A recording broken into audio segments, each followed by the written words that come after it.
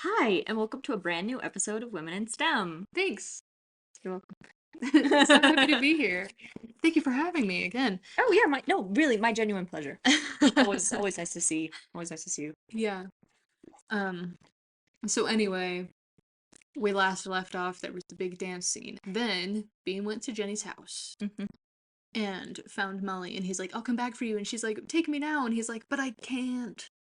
Oh no. And it's very sad, and he sings her a sweet little song, and then he has to leave. So sad. Actually, But pause it. I'm so sorry. There's something that hold on. I have to find it. okay. But But now that he knows where she is, he can make a better plan. oh, at the end of the dance scene, Jenny invites Beam to her house Mhm. for coffee, and Beam goes, and the music goes boom, which is really funny if you forget for a moment, like I do every time I watch it, that he's got ulterior motives. Because it does seem at first glance like he's just really, really scared to go on this date. Yeah. Because again, They they don't cannot speak the same understand each language. other at all. It's not even Not even one word in either language. barely No. communicating. No. Yeah. But anyway, so he gets there and finds Molly Mm-hmm. and says, "Okay, I'm coming to get you." And she's just in hysterics because she's a child who's been held Yeah. captive here. So that's not very good. No. And that's the breaking point when Beam is like, "Okay. So it's not funny anymore." Chunk, chunk. And is like And he bites Jake's head off. In he, one go, he unhinges died his jaw. already. No, he does bite Robert's head off. Robert, he has a Robert. run-in with the guard at the front door. Robert. By the way, Anyway. Jenny's dress at the party, worst fit in the movie. I'm gonna say All it. of her other outfits are really So cute. charming. Her introduction outfit where they go to the market together and she's got like the dark green Yeah. and the hat. I love the tall blue collar. Oh, that one's lovely. That one's really nice. Yeah. She looks really nice in all of these, but her party dress is just like Yeah, if this movie has one flaw, this is it. What Yeah. happened there? With Yeah. the choker with the rose on? Come on. Yeah, it's a little weird. Yeah. It not Yeah. good. But the movie had to have But this yeah, one flaw No movie can be perfect. for breathing So I think room. they had to do that on purpose. Yeah. She had some other like gorgeous ball gown, and they were like, wait, hang on. What's the flaw of this movie? And nobody could say anything, so they're like, okay, fine. It's too much. We'll use the backup dress. It actually is much, much worse in person, but she's just so lovely and kind that it made it look much better than it was. Yeah. Yeah. It was actually like tan, but when she put it on, it became pink. It was actually tan with a one lilac sash. Anyway, It's too much. yeah. Anyway, so that's That's the movie. 40 minutes in. No, little over 60. That's like an hour in. That's like an hour in. Yeah. So we're And then there's third of the another way. like half an hour until the end of Act 1. Because it really takes a long time to set everything up, and then everything falls apart. Yay! Goody. Where were we? I actually don't remember. Should we do the intro again? Sure. Okay. Hi. Welcome back to Women in STEM. Thank you. This is another episode of Sexy. Women in STEM.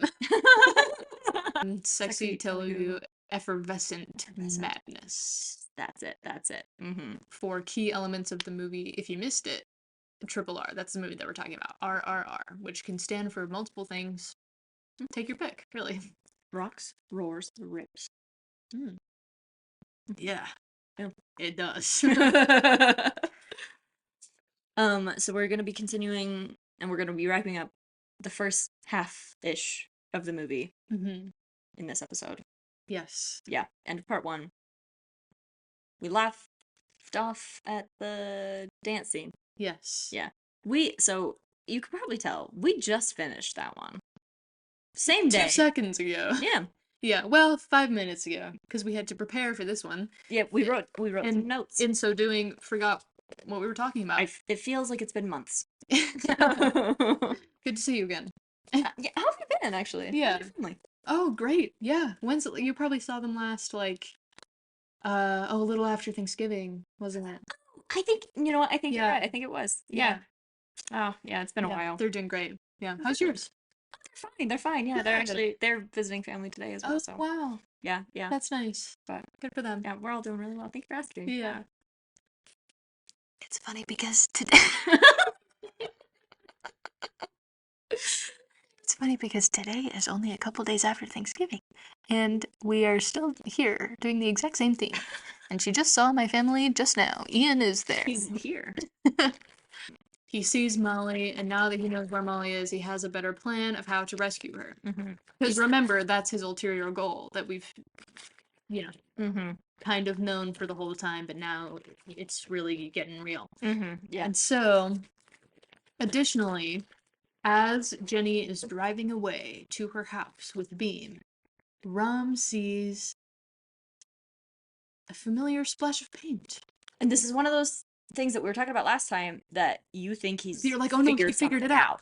And this time he actually has figured something out. He doesn't know that Beam is the guy that he's looking for, but he does know where to find the other guy. Because he was a painter. He had paint in his fingernail. That matches the paint on That the back of matches the Jenny's paint on car. the back of Jenny's car. So he goes to find him, finds him, captures him. One of my favorite moments, they're like running down the street, and Latu, the guy, runs into like a building, and he thinks he's gonna go through the back door and get away. And he slams open the door, and there's a brick wall there. And he starts running, and then Rom steps up and he smacks into Rom, and it would be better for him if he had smacked into the brick wall. It's so good. He just walks there and he's so unmoving, and the guy just like into him, and he like doesn't budge. And he's holding him and he slowly Dude, turns to like so slowly. It's chilling. he captures Lechu and he takes him to like somewhere. And genuinely, where is that? Hell. He took him to hell. There are no people Takes him around. straight to hell. You're like, how did you get this building? Suddenly he has this like dungeon of a building where he can keep this guy and break his knees. There's no people. How do you find a place where there's no people in India? I know, and they're like in the city. Yes, they're in Delhi.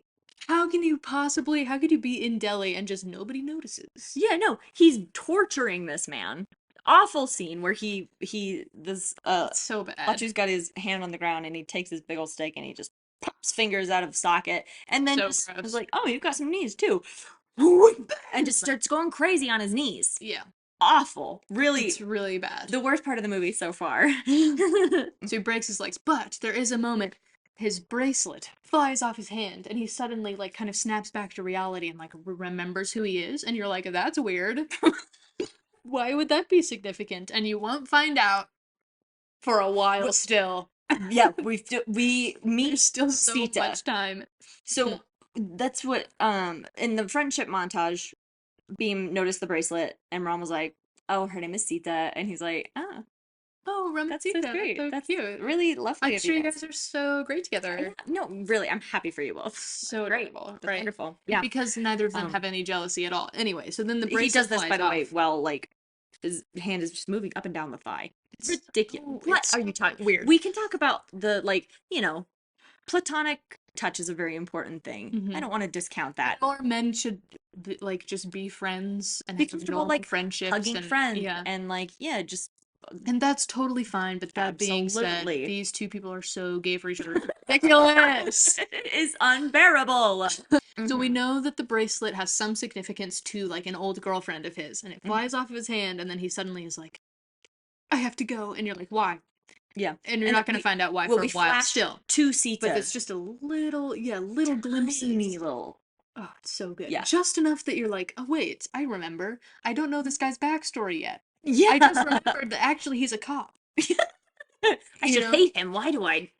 Why is he so compelling? Yes. So So there's that question of he's made a promise to his people. This is and they're waiting for him to do something. The little flash. Tiny little 30-second scene I'll come back. where Sita is waiting for him. Yeah. And so there's something that he hasn't done yet. There's something that he has promised that he's going to do. That he and hasn't come back done to yet, and Sita. He can't go back to Sita until he does Something. So remember, he has a hidden backstory. And then more stuff happens. He goes back to Lachu. and he's like, I'm gonna start breaking your knees again, the other direction or whatever. I don't know. He's a bad guy at this point. Yeah. Stop it, he's He's already already dead. dead. And so anyway, Because Lachu had found a snake. so in the dead of night, he hears some kind of slithering, and he's like, that's a snake. So he, with his broken fingers, like picks up a twig or something, and like taps the ground so that the snake will hear it and come over to him, and then at the very last second, he catches the snake. How is every single person in this movie so cool? Every person has a moment where you're like, Like, oh, oh, okay. hell yeah. Kind of went off there. He ate Crazy. He ate just that one thing. Yeah. So anyway, he captures a snake. Then later, Rom's coming in to kill him, or whatever, to get the information out of him because he needs to find Beam, but he doesn't know that it's Beam. And he goes to grab him, and he goes, huh. Because he grabs him by Oh yeah, a thread. this is a surprise tool that will help us later. Underneath his clothes, he's wearing like a very long, like cord. Yeah. Yeah. And he's like, well, that probably doesn't mean anything. And then Lachu throws the snake at him, and he gets bit, and he's like, oh no! It's the branded crate. He's going to die within an hour. There's no antidote unless you happen to know a tribal, but you're in Delhi. There are no tribals here. Anyway, Lachu, you're free to go live your life since I can't, or whatever. And it's like almost noble, but then it's like, well, you put him in that position, so it's kind of not. But there is, it's kind of, it's such an emotional scene because he sits down very heavily, and there's this, you see so much weighing on him, but there's also almost a sense of relief. Yeah. And again, you don't really understand the full context, but you get the sense that later in the movie it's going to be revealed that he's deeply suicidal, but anyway, wildly troubled individual. Yeah. So sad all the time. Yikes. Anyway, he going through it. Yeah. So if anyone gets bitten by a wildly venomous snake and is like, phew, seek help. And so he does. So he goes to outside, and Beam is out there, and he's like, hey, that's my friend Beam in the distance. But he can't call to him because he's so weak because he's being destroyed by venom inside of him. And Beam's getting ready to go save Molly in the meantime. They're getting their plans ready. This is all happening on the same night. So anyway, he's like, I know what to do. I'll play our song. And remember, these are just two platonic heterosexual man friends. Just a couple of guys being dudes. Just what's better than this? He finds like he bangs against like a trash barrel or something. The rhythm that they were dancing to earlier. Remember in the dance scene? He's playing their song. So Bean is like scheming with these other two men, and he's like, I hear sound in the distance. And it's funny because the sound in the movie happens when they're speaking, so I miss it every time. I don't hear the sound. Yeah. So it seems like he's just crazy. It's like, what's going on here? It's like he smells him, and he's like, and he's the only person who can hear it because for some reason he's been listening for it. Like they just do. This is their secret signal to each other. That's my friend Rom. I have to save him. Quick, get me some hot coals. And like somehow this is the antidote. Is just make him like throw up fire and then he'll be fine. During the course of the thing, his friends are there. Right. And he's like having them gather some stuff. And while he's there, he like dying. Rom's like dying, but he sees out of the corner of his eye Bean praying at a shrine, which he's not supposed to do because he's Muslim. That's not. He shouldn't be praying at that altar. Oh, also his name has been Akshar this whole time. Oh, that's right. Another important thing to note is that Rom has an uncle here in Delhi with him who's helping. Oh, yes, that's true. It's too late. Oh, it looked really bad. Anyway, it's time to be real. It's time to be real if you were wondering. So Rom has an uncle here in Delhi that's been helping him and knows like everything.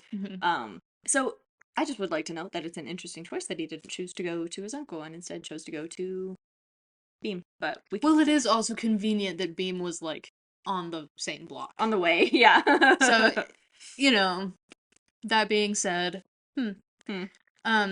Anyway. So Beam is saving him, And he's like, Rom is like trying to piece together these things, but he's also like sick and Wildly feverish. on the edge of death. And he's like, wait, how does he know the Sweating. antidote? He Only, can't keep his head upright. He's like a baby. only gone tribals are supposed to know the antidote. What's going on? And then he sees Beam like praying at an altar that he's not supposed to be praying at because he's Muslim. And he's like, wait, huh? And one of And Beam's then- guns holds him, and he's like, "The poison's taken effect. He's a goner. There's nothing else we can do." And Beam goes, "Bet," Mhm.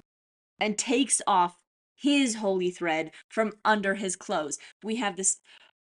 He's got it over his like, head. Takes it halfway off, and the guys are like, "Wait, what are you doing? It's supposed to protect you. Like, if you take it off, you'll be in danger." Yeah, Mm-hmm. removing it will bring bad things. Yes. And he says he needs it more than me. Mm-hmm. Translated to mean I need him more than I need the holy thread. Which is crazy. And also, I love the implication that like this is an object that's only holy to the people who believe in it. Like it doesn't have any actual like power for just anybody, but it's like a sacred item for you as like a member of this belief, right? So for him to say like my faith in this is so strong that it will work for this other man who had no idea that I even believed in this until 1 second ago. He needs it more than I do. It will heal him. It will protect him because I believe in it. It does. And Rom at the same time is like, It's like, what is happening? He's vomiting and throwing up and sweating, not because of the poison. This is an entirely separate issue now because his bestie. Because he's so emotional. This is really when he's distraught. He does the exact same thing as he's doing.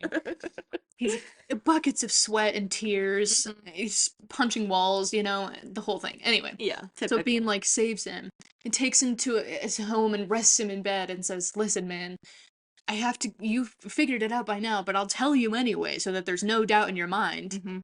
Which is like not a good move because now you've just like given a confession to a police officer, but he doesn't know that. He just thinks this is his friend. So he's like, I have to confess something to you. My name isn't Akhtar and I'm not a Muslim. My name is Beam and I'm about to go rescue Molly right now. So, but if I survive, you know, maybe we'll see each other again someday. Anyway, I love you. Bye. I have your friendship, which is more valuable than my own life. What the hell? And that was like, there were certain moments throughout the movie, like watching it for the first time, that we were like, oh, nice, pride, you know? Yeah.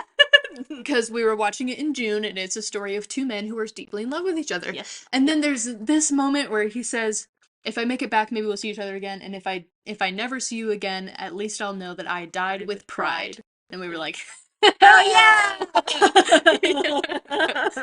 But anyway, good representation. It's such a it's a really emotional. No matter what, I had your friendship, which is more important than this life, and I can die with pride knowing that you were my friend. And that I was a person that you considered worthy enough to be.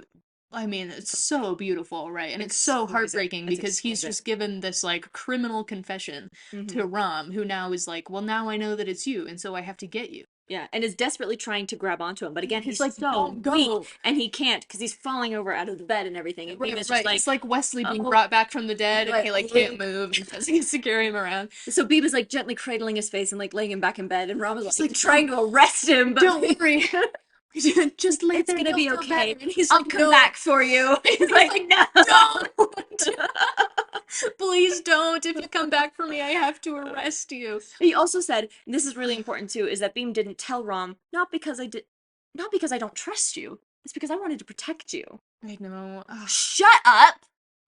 And then that's made it so much worse. It's made it so much worse because Rom has been keeping the other half of the same secret. Trust him. He couldn't. Anyway. Oh my gosh.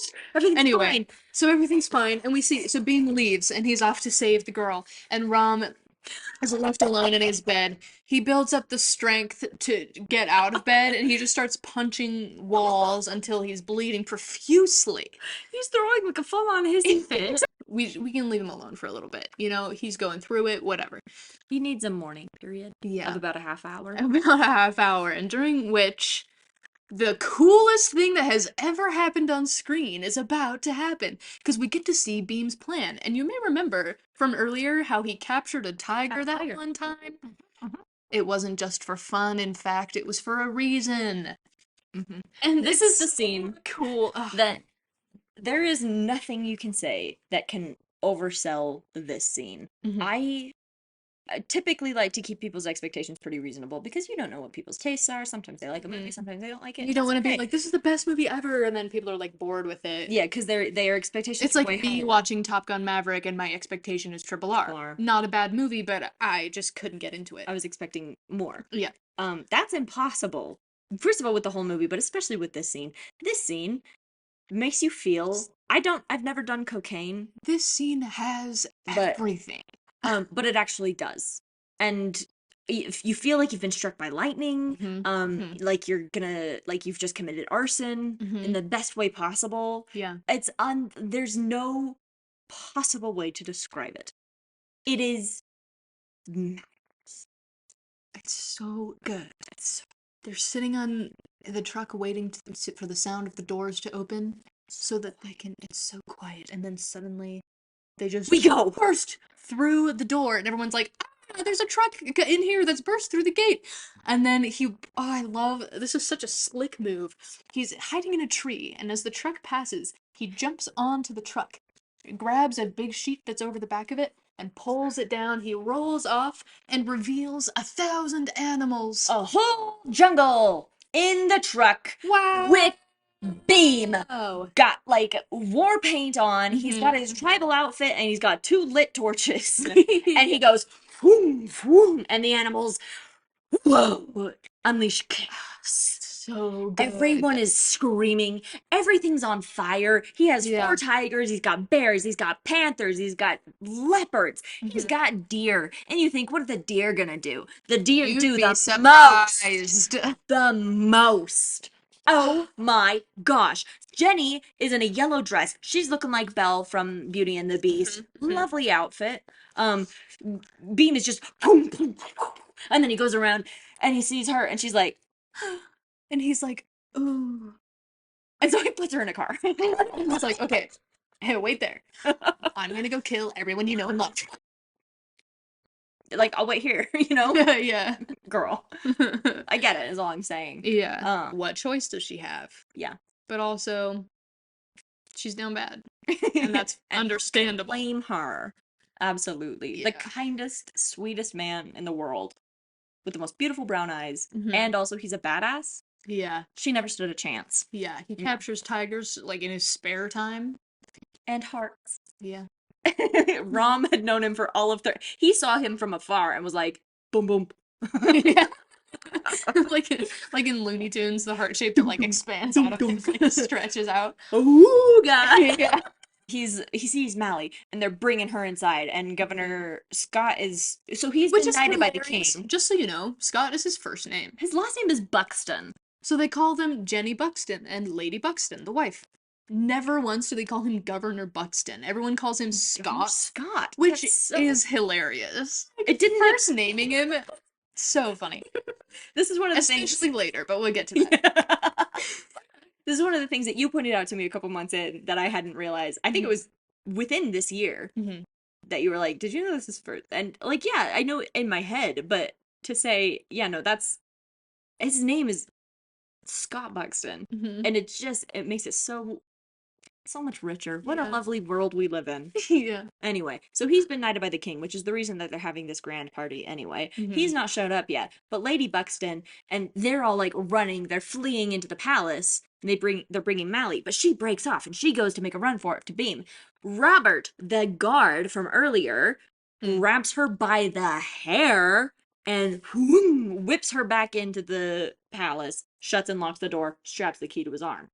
Big mistake. Mhm. Huge. Beam is in the middle of a fight with another guy, and he's like, okay, we're done with this. So he smashes him into the ground. Like, it was nothing.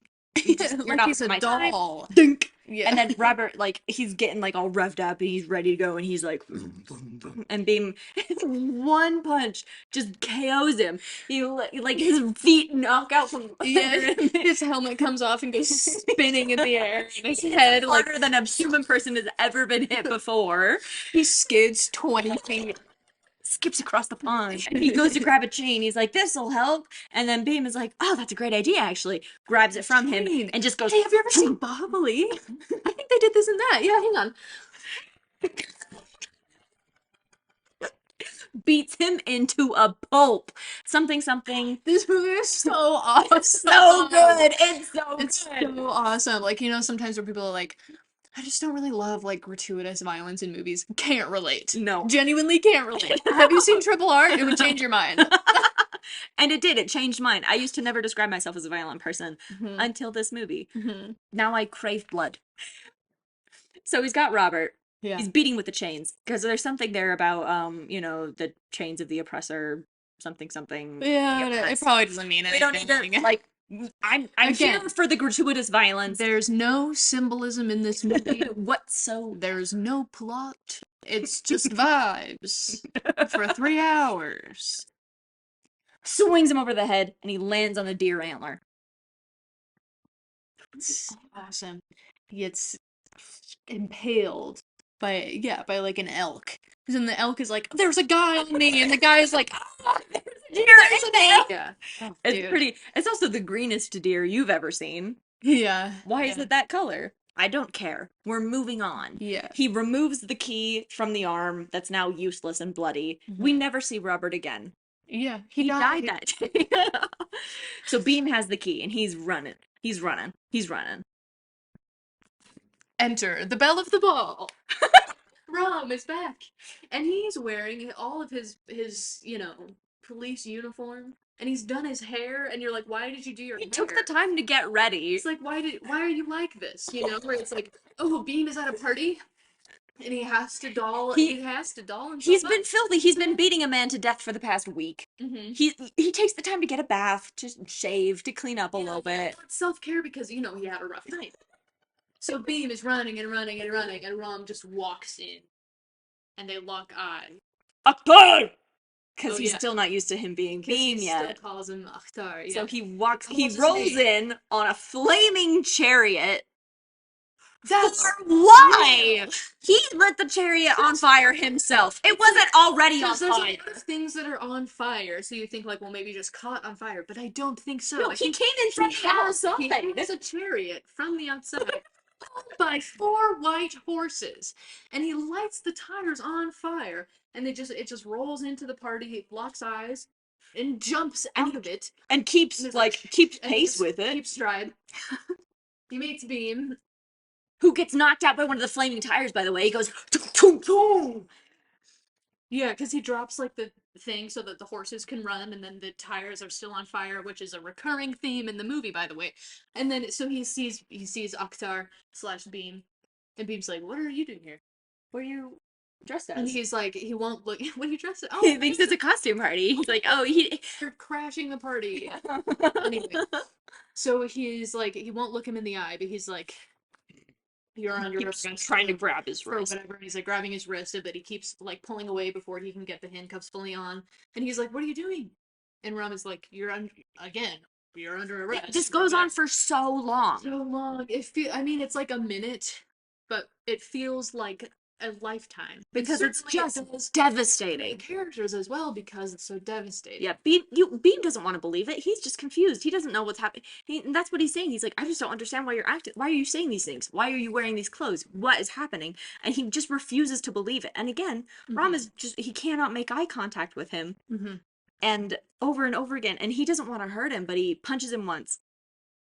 And it's not enough because yeah, and it's over and over and over again, and Beam is just refusing, and he's just grabbing at his face, and he's trying to get him if he could just get him to look him in the eyes, if he could just get him, like, hey, please look at me, look at me, and he won't, he can't, he'll break, and so, and remember, he has a duty, and we don't know what it is yet. No.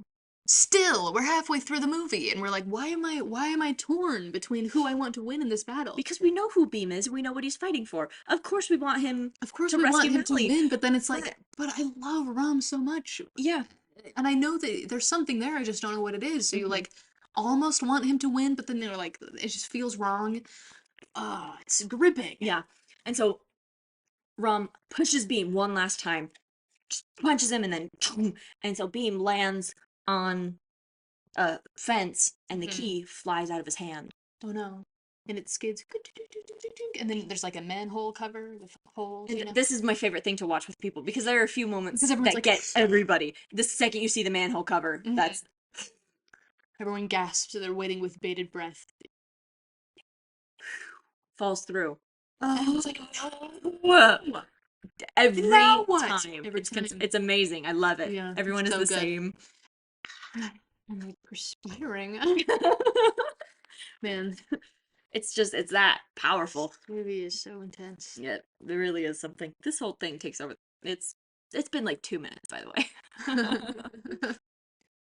So anyway, the key falls into the thing, and Right. you're like, all hope is lost. But then, anyway, Beam is like, oh, okay, I'm gonna kill you. And their fighting styles are so insane because their personalities really come out in them. Beam is very much brute force, one punch KO, and Ram is more of a strategist. He's thinking ahead. He takes him down in a couple different hits, and then he can plan and put him in a He has like position. military training. Yeah, yeah, whatever. But they're very evenly matched, and so they're fighting each other just to the death, no holds barred at all. Yeah.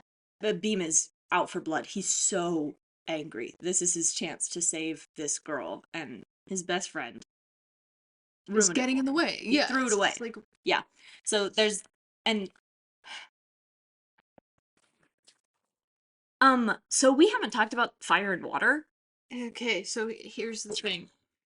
You probably noticed while watching the movie that there's kind of a recurring theme. It's even mentioned in the lyrics in the friendship montage. And also the title sequences. So the title sequences. The story, the fire, and the water. Because, you know, one of them is like water and the other one is like fire. I mean, I really can't put it any simpler than that. There's this moment in the tiger fight scene where one of them is holding like there's like a fountain, a water fountain that has broken, and so there's like hoses coming out It of broke because Beam got thrown into it. Yeah, so it shattered. because he weighs 2 tons. And anyway, so he's like fighting with the hoses that come from this, and Rom has like these flaming torches, right? They're going head Because to he got head. thrown into And a fireworks display, and that's going off behind him. So everything's already on fire, and then they set the fireworks on fire, so everything's exploding. Awesome. And then the fountain's going everywhere, so it's Fountain's going everywhere, so it's It's like just everything's chaos. wet, but also on on fire. fire. It's exploding. You can't see anything because of smoke Smoke. and also water And just also screams. animals.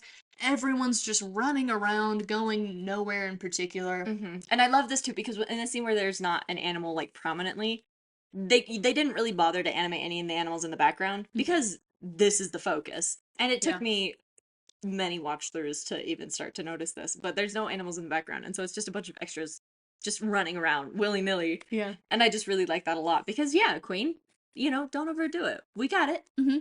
We saw the animals. We saw some pretty big hits. You know, a panther mauling a guy's face. We saw the elk really good antler going through somebody's arm. That's fantastic. That's what we need, you know? Absolutely. And yeah. after that, we can say, like, well, everything's on fire, everyone's running. I I don't know where the animals are anymore, and it doesn't matter. No, I don't need to see them. So, sorry, you were saying water and fire. Yes, and now it's Sure. been symbolized this way a few times, even the first time that they meet, and then there's a few other times throughout, you know, the movie that this happens. And this time is like so obvious.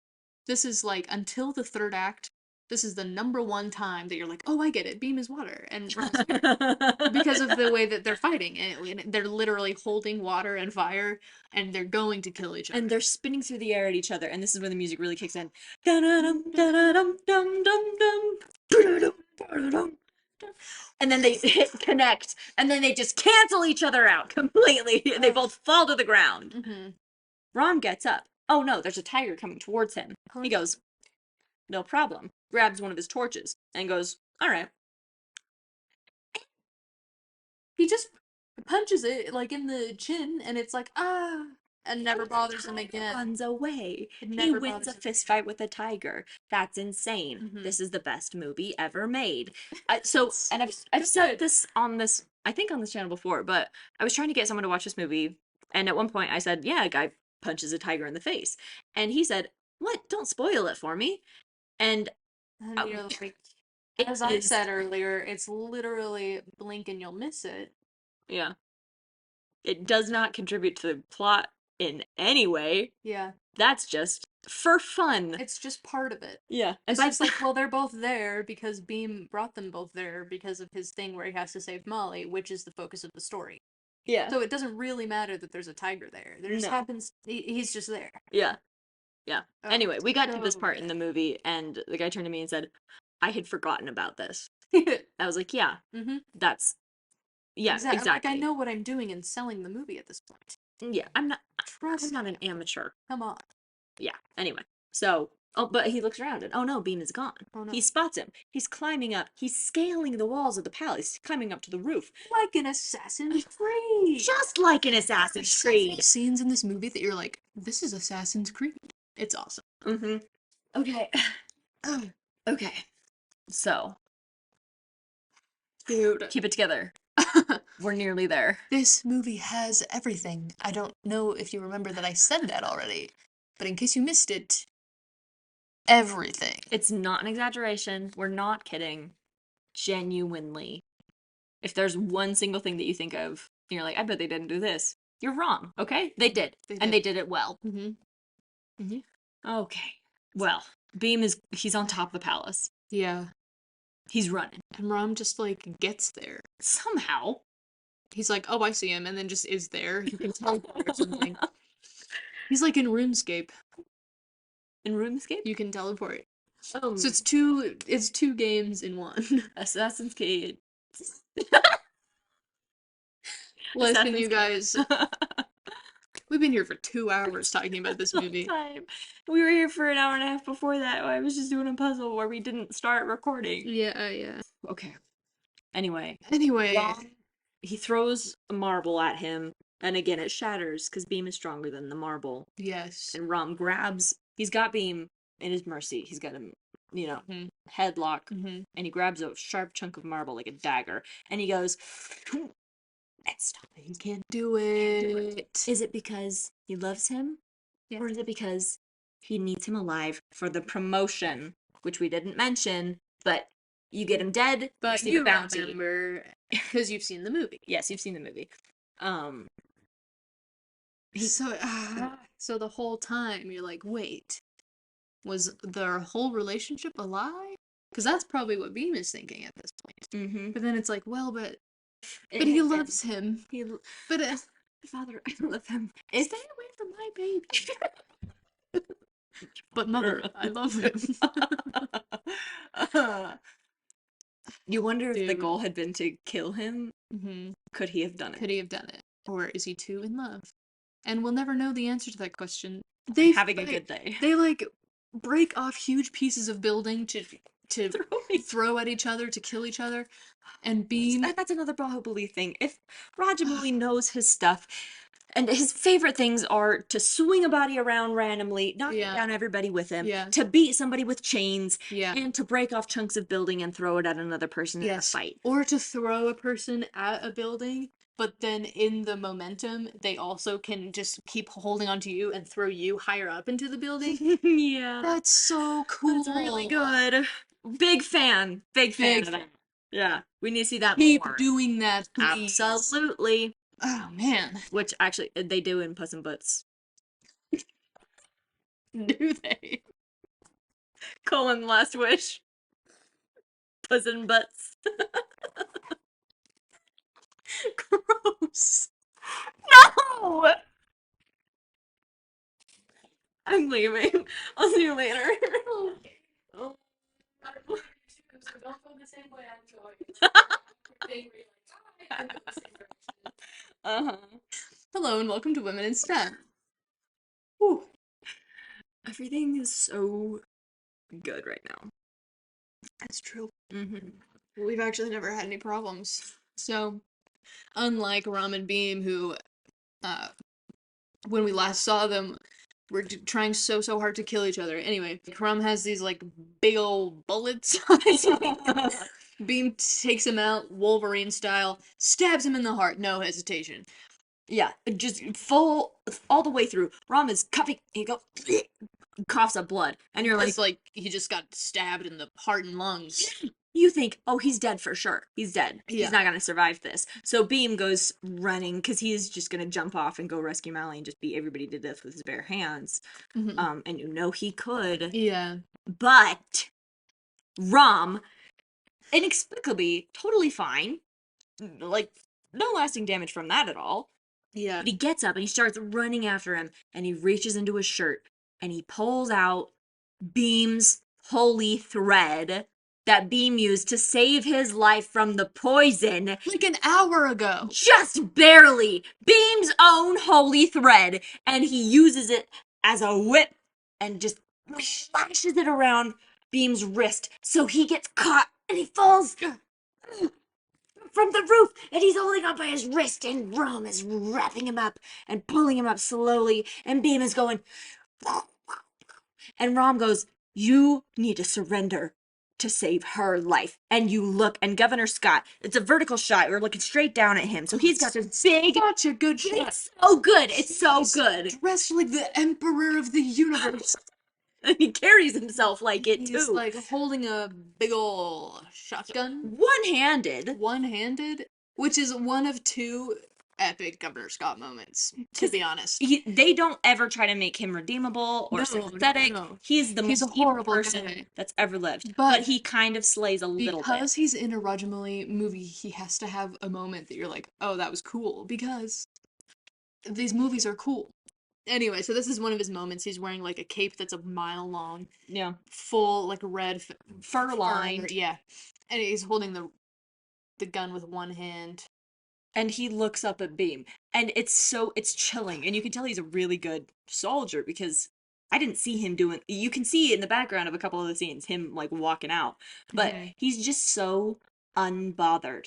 Yeah. And so calculating. His entire castle is exploding with fireworks, and it's being overrun by jungle animals. And he's just not worried. Not a second thought. Yeah. It's just like what happened with Jake in the dance scene. He's like, I'm not even concerned enough to aim like, yeah, I'm not worried. It's chilling. And the fact that he is willing to shoot at this girl is, you know, upsetting thought. Yeah. But this is the first time that Rom calls him Beam too, by the way. He goes, Beam, you need to surrender to save Mally. And he And keeps you can tell that he like really wants to explain himself, but there's no time, and he also can't because he has problems medically. Yeah. But he's still pulling him up using Beam's again. Holy Using thread that he Beam's holy used. thread Yeah. against him, even though it has saved his life maybe twice from snake and dagger. Stabbing. So Yeah. like, And Beam, he just punches him over and over again in the face. And then not even trying to get free, just out of heartbreak. yeah, And just screams, and he's crying and he's weeping. And they're both beaten and bloody. They've beaten each other to a pulp. yeah, And their hands are like, because when we first met them, their hands were like this. yeah. And now they're like this, but separated by a rope. Mm-hmm. Which probably doesn't mean anything. Nothing at all. The tire on fire doesn't mean anything either. No, nothing does. Nope. No symbolism, and nothing matters.